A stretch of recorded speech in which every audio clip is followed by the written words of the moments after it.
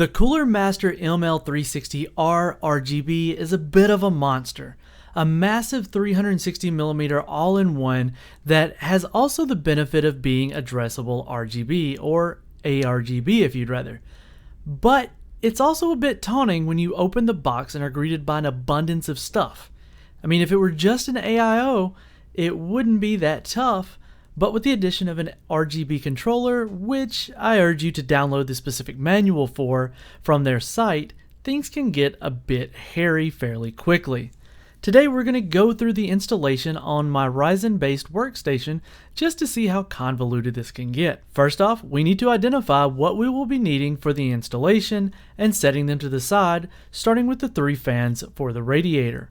We're also going to need the A-RGB control box so that we can actually control the lighting, since my motherboard does not have native A-RGB to control. Speaking of which, we'll need the A-RGB splitter cables for the fans, because you're going to not want to plug these 5V A-RGB leads into a 12V outlet, unless you of course want to ruin them right away.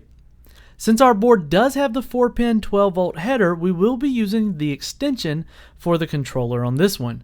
We're going to need the case reset cables that allow you to control the lighting through the controller using the reset switch. We also can throw the Intel brackets to the side. We will need the case and fan screws along with the 3-way fan header splitter. Now with all of that set to the side, we need to make sure that we grab the screws from the Intel bag, since we will be needing that for the AMD brackets.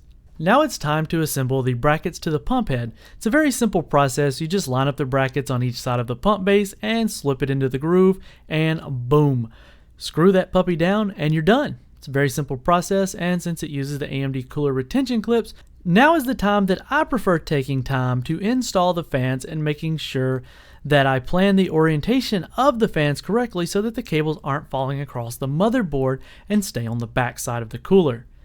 Once you've got that figured out, grab your bag of screws and mount up the fans to the radiator.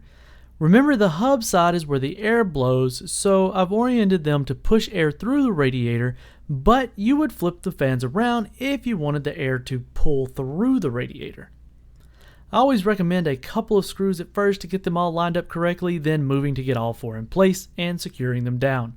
Now that the fans are all in place, it's time to mount it into the case. That rhymed unintentionally, but thankfully the H500P has a removable radiator mount, so I'm going to mount it up here and get it back in place. Now this part might be a lot easier with an extra set of hands if you have access to them, as holding a 360mm AIO in place while trying to get the screws lined up isn't exactly the easiest feat. Now it's time to get the CPU pump block combo installed. I'm opting to skip the included thermal paste in favor of my preferred thermal grizzly cryonauts. Sorry about that, Cooler Master, but it is. Be sure to remove the sticker on the bottom of the cooler, because I have, forgotten a time or two in the past. Now slip the cooler on and latch the hooks over the clips and screw them in to tighten them down, and bam, it's that easy. Then run the cables for the pump header and power and the A-RGB header to where they need to go, either through the cutout or straight into an A-RGB header if you've got it up there. Now go ahead and plug in the pump power if you want to.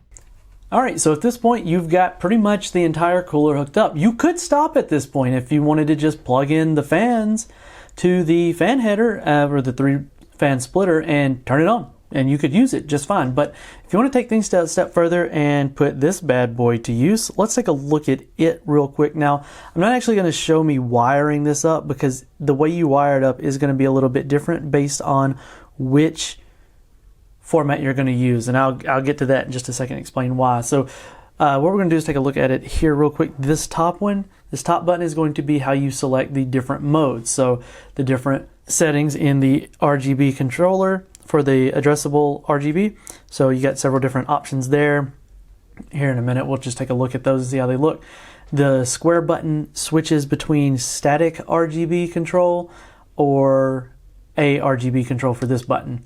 So if you hit it and you have regular RGB hooked up through the controller, now you have control of that RGB. This here button will allow you to select your different colors, so different color patterns on that one, and the bottom one selects your speed. So let's take a look around the thing itself. So starting at the top, you have the SATA port, so that's where you're going to get your power. You're not going to get anything out of this if you don't hook this up. So then you turn it down to the bottom.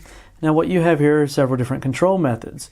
So this is where your solid RGB, so your 4-pin 12-volt RGB can go into here, or if your board has addressable RGB controls, you can plug it into here. So the controller will then basically turn into a splitter and a hub for all of these RGB functions. Now this USB port is for the USB cable that it comes with. I didn't have an extra header, so we didn't use it in here.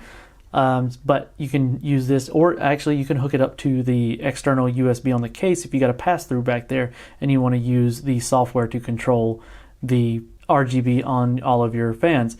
So let's take a look at this side. This is the right side. All this is outputs for addressable RGB. So if you've got, it comes with the 5-way splitter that you can use for the 3 fans plus the control hub, and gives you one extra A-RGB header, and now you have the option to add 3 more RGB or addressable RGB connectors to this particular device.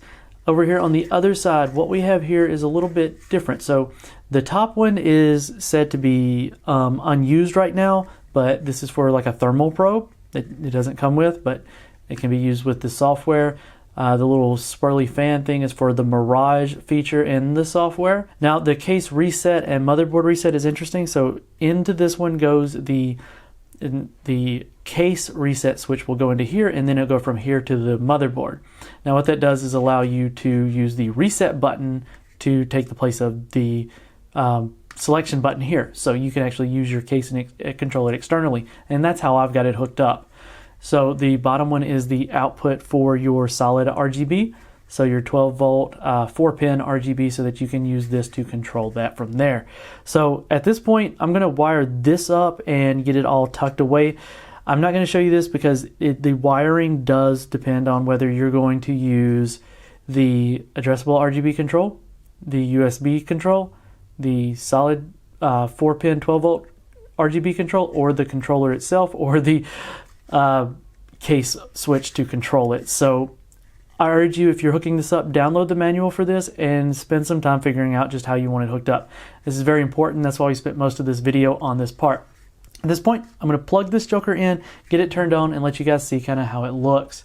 And, well, enjoy the rest of it, because this has been Keith with WCC Uptech TV. Let me know if you found this video informative or entertaining whatsoever, and we will catch you all in the next one.